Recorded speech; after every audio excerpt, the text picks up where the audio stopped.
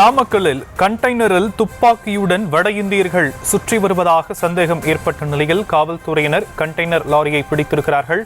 அந்த காட்சிகளை பார்த்துக் கொண்டிருக்கிறோம். விவரங்களை உடைய செய்தியாளர் தங்கமணி வழங்க நாம் கேட்கலாம். தங்கமணி, மேலும் விவரம். ஷியாம், வணக்கம். அதாவது நாமக்கல் மாவட்டம் நாமக்கல் வெப்படை பகுதியில் இன்று காலை சரியாக ஒரு 9 மணி அளவில் ஒரு கண்டெய்னர் லாரி, வட இந்திய எழுத்துக்களை கொண்ட ஒரு கண்டெய்னர் லாரி என்பது அதிவேகத்தில் வந்துள்ளது. அப்போது அங்கு சாலையில் வெப்படை சாலையில் சென்று கொண்டிருந்த 2 வாகன ஓட்டிகள் உட்பட ஒரு கார் மீது அதிவேகமாக மோதிவிட்டு அந்த கண்டெய்னர் லாரி நிற்காமல் சென்று கொண்டிருந்தது.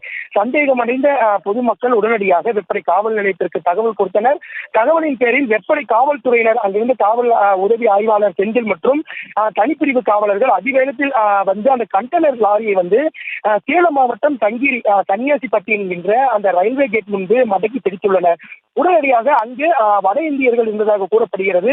தொடர்ந்து அந்த கண்டெய்னர் உள்ளே வந்து ஒரு வட இந்தியர் கைத்துப்பாக்கியுடன் மறைந்திருந்ததாக கூறப்படுகிறது. இந்த நிலையில அதிர்ச்சி அடைந்த போலீசார் உடனடியாக நாமக்கல் மாவட்ட காவல் கண்காணிப்பாளர் ராஜேஷ் கண்ணாவிற்கு தகவல் கொடுத்தனர்.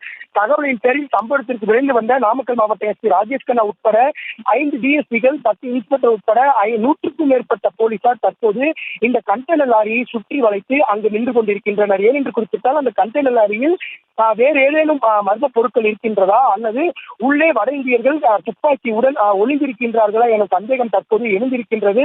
அதற்காக போலீசார் கை துப்பாக்கியுடன் அந்த கண்டெய்னர் லாரியை சுற்றி வளைத்து தற்போது நின்று கொண்டிருக்கின்றனர். அதே சமயத்தில் இந்த சாலை என்பது ஈரோடு சேலம் தேசிய நெடுஞ்சாலையாக உள்ளது.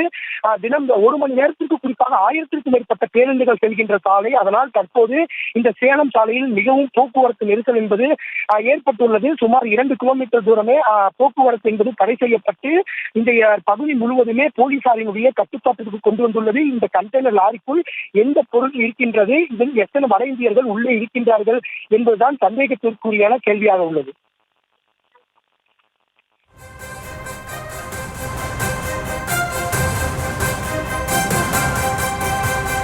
தற்போதைய விவரங்களுக்கு நன்றி தங்கமணி.